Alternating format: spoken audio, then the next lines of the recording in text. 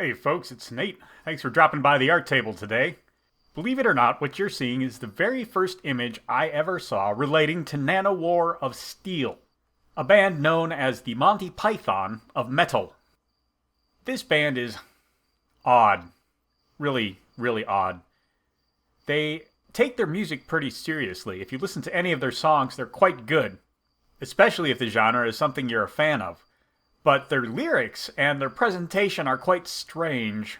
When the thumbnail for Valhallelujah first appeared in my recommended videos list sometime in early 2019, I wasn't quite sure what to make of it. I didn't click on it the first time I saw it, or even the second time, but by the fourth or fifth time I was curious.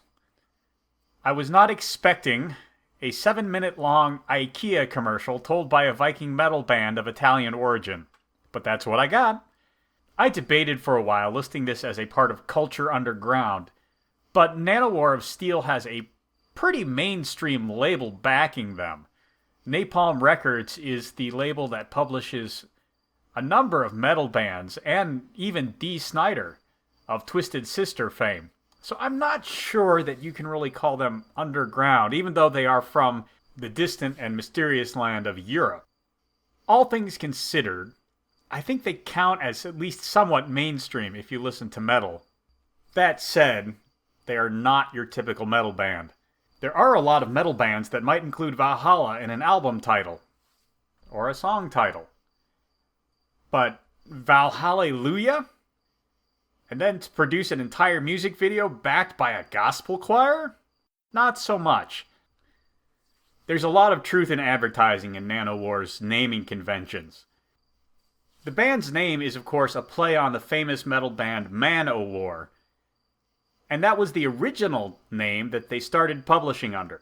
However, when fellow Italian metal band Rhapsody had to change their name for copyright reasons and became Rhapsody of Fire, Nanowar saw an opportunity to make a joke at their friend's expense and changed their name to Nanowar of Steel.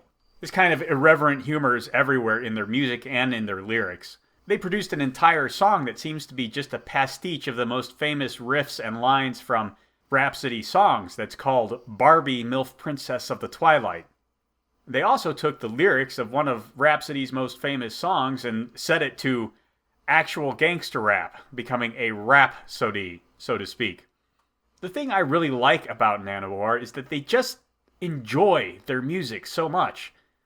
This comes through even when you just listen to their music. Even if you're watching a music video for something like Gabanzo Robo or Vegan Velociraptor, which are entirely animated, you hear the fun they are having with their music in the way they are performing it. If you watch the music video for Hail to Liechtenstein, which is compiled from one of their tours, you can see they really enjoy working the crowd as they perform. While Nanowar's metal is pretty generic for the Eurometal scene, they do have a tendency to experiment on a fairly regular basis. Of course, Valhallelujah in and of itself is something of a Southern Baptist revival song as well as a metal song, and a celebration of IKEA. And yes, I know that doesn't all go together intuitively, but it is a lot of fun. Vegan Velociraptor and Gabanzo Robo are both tributes to kids' cartoons of different stripes.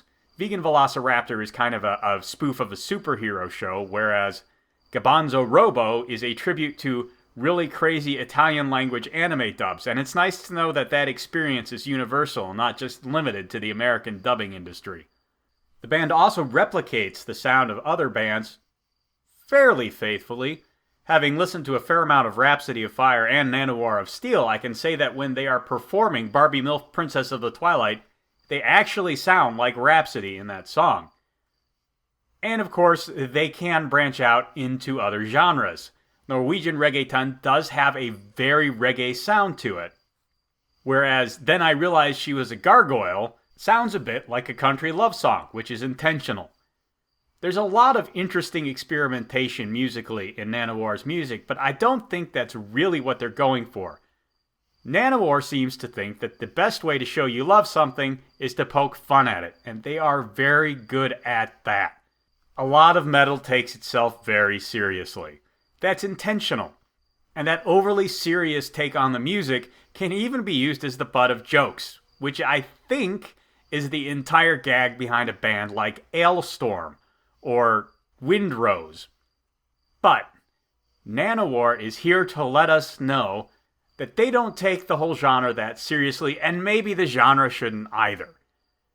Again, it is so much fun to listen to these guys perform.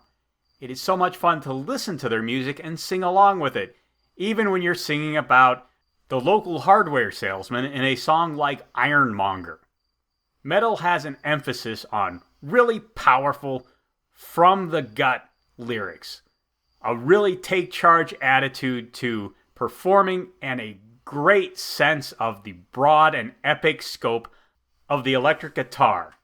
However, all of these things apply as easily to crazy, absurdist humor, or even just satire, as they do the kind of serious, authoritative performance you get out of the typical metal band.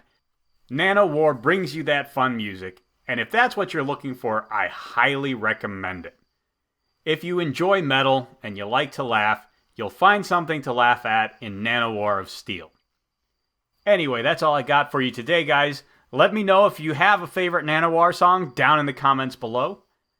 There's a like button and a subscribe button down there you can use as you see fit, and I will talk to you later.